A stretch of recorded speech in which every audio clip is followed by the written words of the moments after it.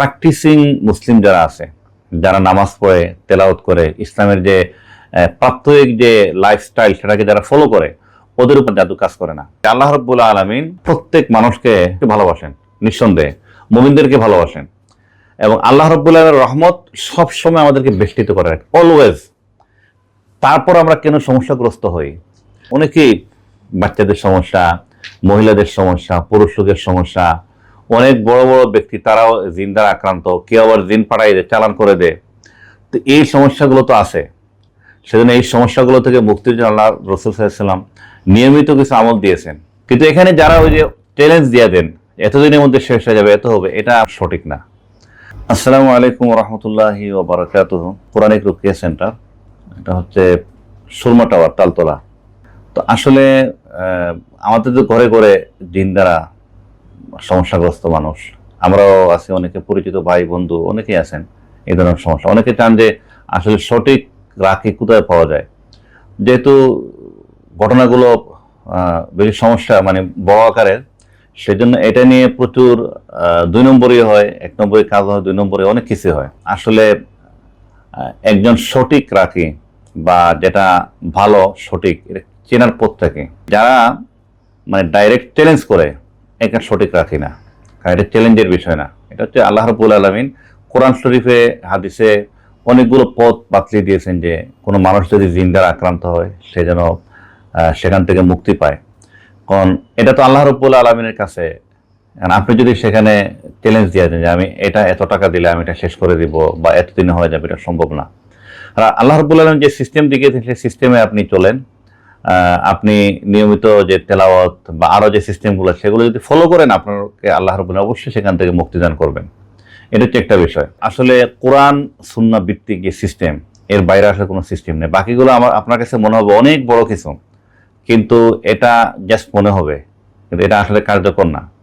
আমরা মুসা আলাইহিস সালামের সময় দেখি যখন ফেরাউন নিয়ে আসলো অনেক জাদুকর, এবং তারা কয়েকশো জাদুকর চলে আসলো। তো সেখানে মুসা আলাইহিস সালাম একা গিয়ে দাঁড়াইলেন। তো দাঁড়ানোর পরে ওরা অনেক তাদের জাদুর বিষয়ে তাদের যে সাপ টাপ এগুলো ছাড়লো। মুসা আলাইহিস সালাম শুধু তারা হাতের লাঠিটা নিচে দিলেন, দেওয়ার পর এটাও সাপে পরিণত হলো এবং সকল জাদু যা আছে সবগুলোকে খেয়ে ফেললো।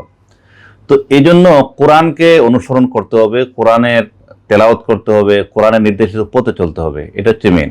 সুতরাং আপনি সঠিক রাখি বা যে সঠিক চিকিৎসা এটা কোন জায়গায় পাবেন, যদি দেখেন সেখানে কোরআন সুন্নাহর যে কথাগুলো তিনি বলতেছেন, কোরআন সুন্নাহর নির্দেশগুলো মানার জন্য চেষ্টা করতে বলতেছেন, এখানে বুঝবেন যে না এটা ঠিক আছে। আর কি কোরআন সুন্নাহর বাইরে গিয়ে যদি অনেক কিছু বলেন তাহলে সেটা সঠিক না। এই হচ্ছে বিষয়। আমি এটা নিয়ে কয়েক বছর আগে পত্রিকায় পড়ছিলাম একটা ঘটনা। আপনারা অনেকে ইউটিউবে দেখেছেন যে রাশিয়ার একজন জাদুকর, রাশিয়ার জাদুকর, তিনি বললেন যে সে খুব নামকরা জাদুকর। তো তাকে সাংবাদিক জিজ্ঞেস করছে, ভাই আপনি এমন কি হয়েছে যে আপনার জাদু কত কাজ করে নাই? তখন সে বলছে যে একটা জায়গায় আমার জাদু কাজ করে নাই, সেটা হচ্ছে যে প্র্যাকটিসিং মুসলিম যারা আছে, যারা নামাজ পড়ে, তেলাওয়াত করে, ইসলামের যে প্রাত্যহিক যে লাইফস্টাইল সেটাকে যারা ফলো করে, ওদের উপর আমার জাদু কাজ করে না। ওইখানে যখনই আমি যাই আমার জাদু যায়, তখন গিয়ে কিছু দেখতে পায় না, সে অন্ধ হয়ে যায়।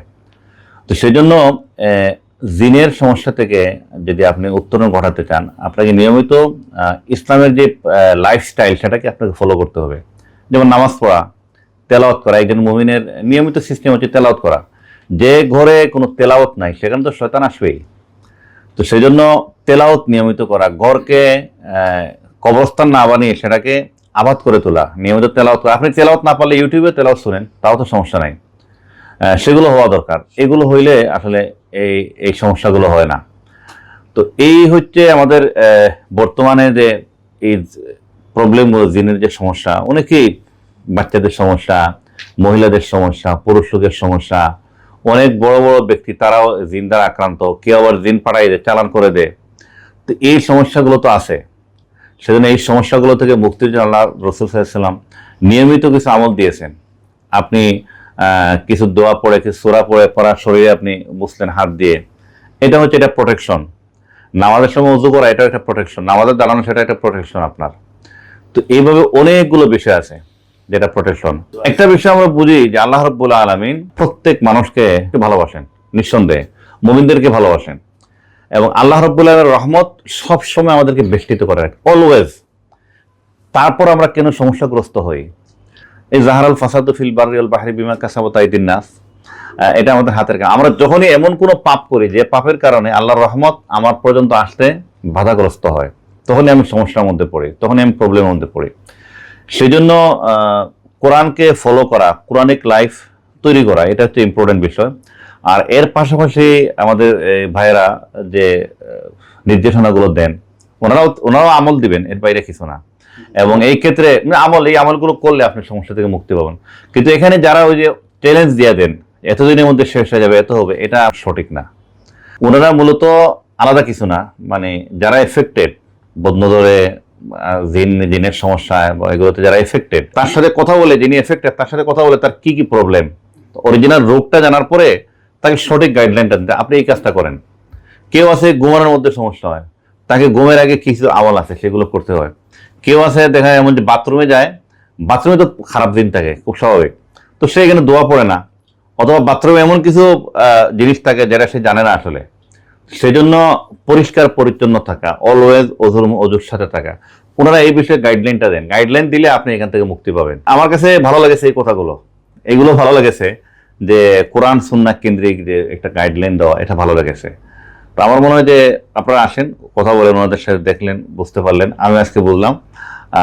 এটা আমার কাছে সবচেয়ে ভালো একটা যৌক্তিক মনে হয়েছে এই কাজগুলো। তো কোরআনিক রুকায়া, এটা হচ্ছে তালতলা সুরমা টাওয়ার, এক্সপার্ট ভাইরা আছেন, ওনারা আপনার সাথে কথা বলবেন ইনশাল্লাহ। তো সবাইকে মোবারকবাদ, আসসালামু আলাইকুম।